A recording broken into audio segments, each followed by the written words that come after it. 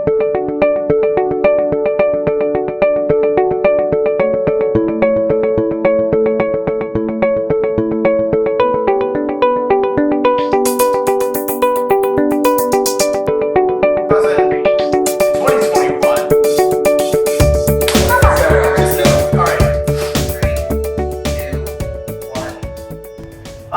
I'm Duggan Cooley, CEO of the Pinellas Community Foundation, and this is See What's Needed Now.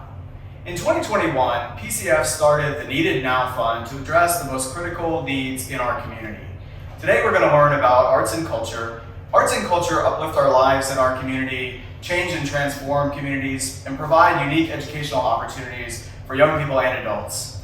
Today, we're joined by Alex Harris of Arts Conservatory for Teens. He's their CEO and co-founder, and he's going to talk to us about arts education opportunities for young people in our community. Welcome, Alex. Thank you for joining me. Thank you for having me. And so let's dive right in and learn a little bit more about ACT and your programs for students, arts education programs in our community. What do you do? Well, the Arts Conservatory for Teens, we have been around since our pilot phase for almost 13 years. However, we gained our independence this year. Independence is our 501c3 organization 10 years ago in September of 2022 this year. So we're super excited about what we are embarking upon, as we have helped over 13,000 students since our inception in arts education. Wow, 13,000, that's incredible. What classes and programs does ACT offer? Well, we offer our classes in acting, dancing, video production, music production, coding, and we expanded into looking at the art of health and wellness. So we address things dealing with behavior. We realize that we are creative beings, and so we utilize the arts. And there's so much research that is out there that we have as our supporting evidence of the reason why we do what we do and how we do what we do. We also do art of leadership, art of entrepreneurship, and we have lots of students who are interested in that, and we continue to expand in those spaces. So really, truly, how the arts is integrated throughout our community, you've found ways to bring that experience together for young people. That's I absolutely really incredible. did. With our team, we've been able to develop really great curriculum that seeks to really empower, not just educate, but empower, which is part of our mission, as well as enrich them. We see what we do as a significant part into the greater ecosystem of our community. That's fantastic.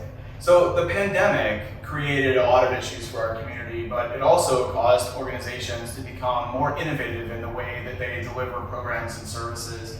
What are some of the ways that you all innovated, changed your delivery, your programs and access to help students still engage with you through the worst parts of the pandemic? You know, one of the main ways we went 100% online, and we manually, our team, we got on the phone and called every parent that we have engaged as members of our organization, and we end up doubling that in the first part and continue to come up with innovative ways. We started to offer programming as it relates to mental health, as some of our students were dealing with the challenges of our environment in which we were all made to live in. So we really found innovative ways to try and stay connected, engaging behavioral health therapists, and expanding more into that space that we have practiced probably since 2013.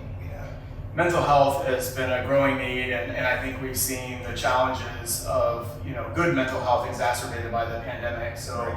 It's much appreciated the focus on mental health and adding a mental health component to your programs.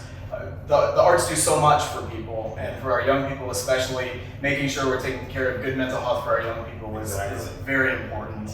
So tell us what else we should know about Arts Conservatory for Teens. Well, the Arts Conservatory for Teens, we have a strong focus on the creative workforce development.